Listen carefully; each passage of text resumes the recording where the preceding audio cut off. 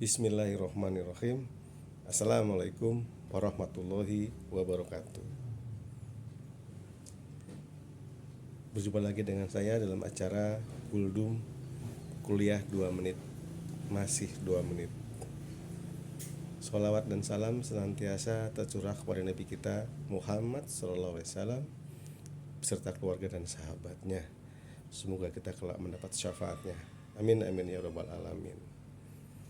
Rekan-rekan yang dimuliakan Allah,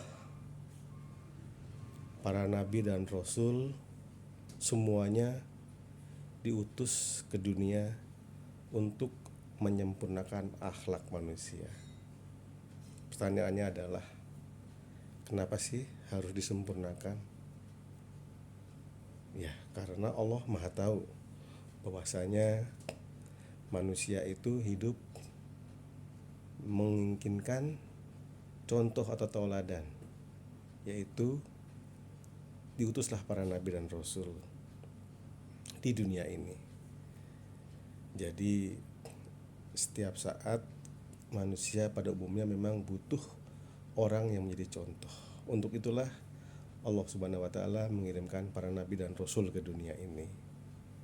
Begitu juga dengan kita sehari-hari, tentu senantiasa mencontoh Nabi kita Muhammad SAW.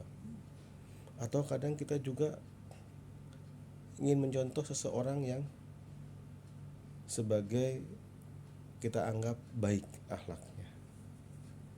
Jadi tidaklah Allah menghukum manusia sebelum diutus para nabi dan rasul.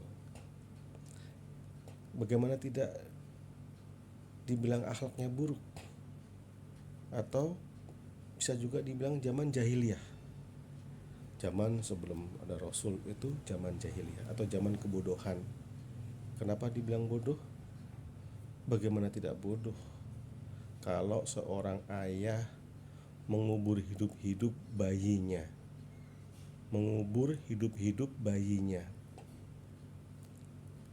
bayi yang lahir dengan kelamin perempuan dianggap membawa sial dalam hidupnya. Maka para orang tua atau ayahnya itu langsung mengubur hidup-hidup. Itulah jahiliyah, kebodohan, sangat bodoh. Untuk itu para nabi dan rasul diutus ke dunia ini. Nah, rekan-rekan yang dimuliakan Allah, untuk itu marilah kita senantiasa membaca dari sumber manapun tentang kehidupan para nabi dan rasul, sehingga kita bisa mencontoh mereka. Dan pada akhirnya tentunya Allah menginginkan kembali kepada Allah dalam keadaan bersih.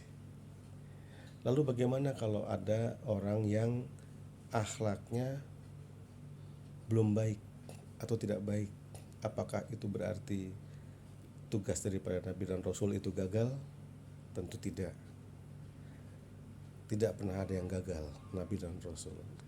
Hanya saja mereka yang tidak serius mengikuti atau menuruti para nabinya.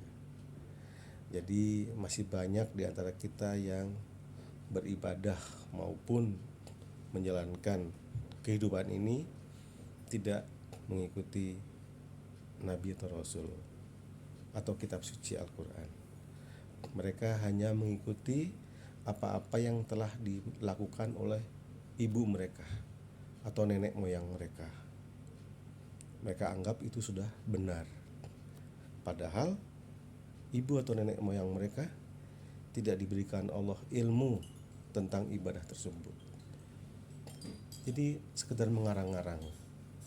Untuk itu marilah kita tetap konsisten, tetap istiqomah menjalani hidup ini dengan mencontoh para nabi dan rasul dan tentunya juga Al-Quran.